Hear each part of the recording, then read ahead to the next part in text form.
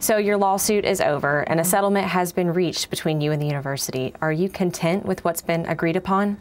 Yeah, I mean, it was a sad day for me because I was told that getting my job back was not going to happen. So, you know, all things considered, I'm fine for now. Maybe someday. Never say never. Thank you for having me here today. I love to be on campus, and you know, I have a lot of work to do. I'm working on, you know, this reform, NCAA reform nationally now, and I have, you know, people all over the country who I'm talking to on an everyday basis, writing some white papers for the Congress right now with some other folks. So lots of work to be done, and that's going to take some time. So I'm grateful to have the opportunity to keep moving forward with all of that. Okay. Now, you were talking about reform. I know at one point you were going to meet with the NCAA, but then the lawsuit happened. Have you had a chance to meet with them now that it's over?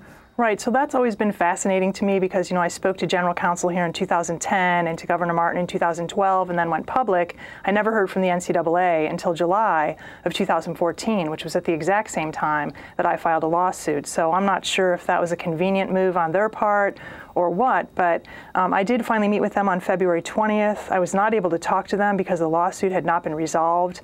My concern with the NCAA is this, that the NCAA and its member institutions, so the universities, including UNC, are working together. They're colluding in this cartel organization, and so I just don't feel protected. Whistleblowers are not protected. Athletes are not protected. Just the money is protected and the brand. So I'm not sure what I'm going to do about that whole mess. I have to really decide now if I'm going to go back and meet with them or not. Okay, well, your book with Jay Smith was just released last week, Cheated.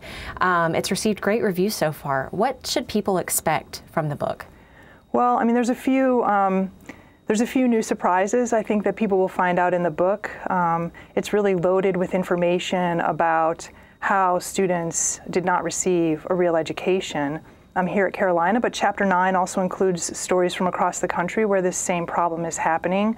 One thing I think that's going to be a little bit of a mind-blowing Chapter 1, where we talk about the original sin, the paper class system, when it started, and Ken Weinstein did not go back as far as he should have.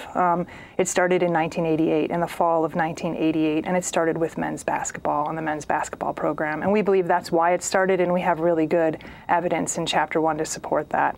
Okay. What's next for you? What's next from here? Well, we're really excited about the book. It's getting some, you know, good press, and we've got a lot of events coming up to talk about the book and to get the book in the hands of students across the country, hopefully, and other people. And we have a movie deal pending. So for the book to be turned into a movie is just really exciting because that's more people that are going to hear about it, that are going to see it and understand what the real problems are with college sports so that we can fix this for once and for all.